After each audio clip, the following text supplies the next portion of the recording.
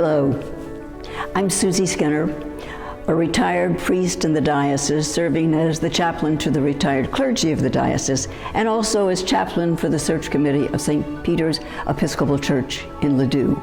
Welcome to Faithful and Fearless, a diocesan celebration of women's ministry.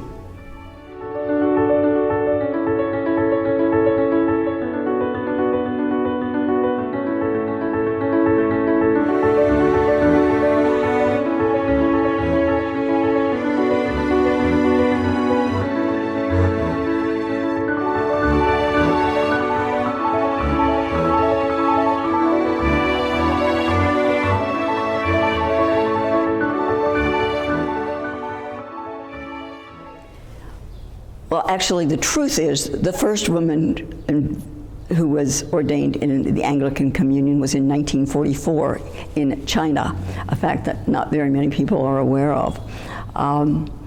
Later on in this country, the Bishop Jim Pike ordained Phyllis Edward as a deacon, and it was her ordination which opened the door for the ordination of more women to be ordained deacons.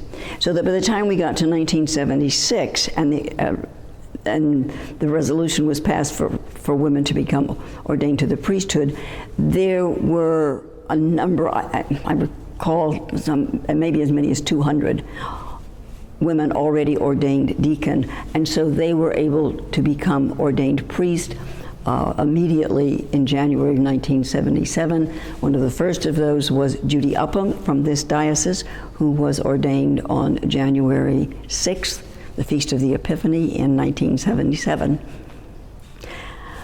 I was really involved in the church that I grew up in, the Disciples of Christ Church, and had always felt a call to ordained ministry from the time I was about 10. That call continued throughout my life until I was in college, and I met my husband, Bob Skinner, and was introduced to the Episcopal Church, where I discovered that my call to the ministry was not going to be fulfilled there. I was rather called to be a preacher's wife, which quite frankly didn't sit very well with me at the time. In 1974, we formed the Midwest Episcopal Caucus, which was a group that was set up to help work toward the ordination of women. I was secretary of the National Caucus at the 1976 General Convention, when it was voted that women could be ordained priest.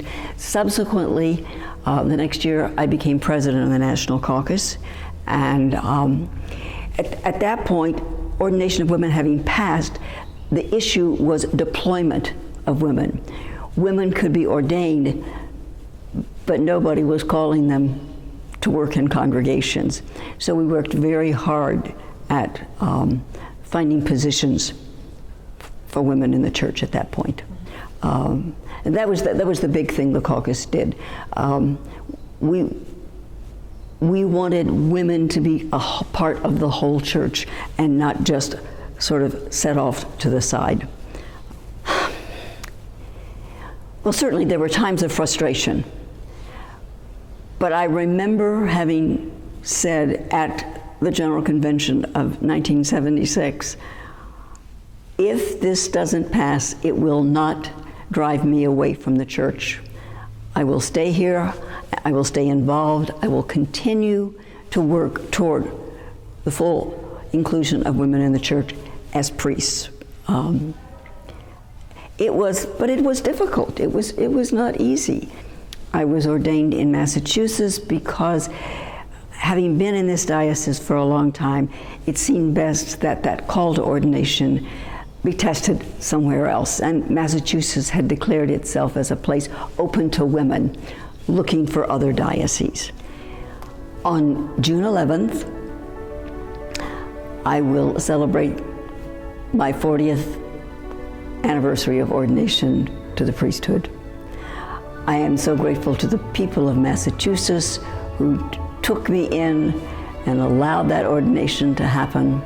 And I am grateful to all the people in Missouri who have welcomed me into their congregations as an ordained person.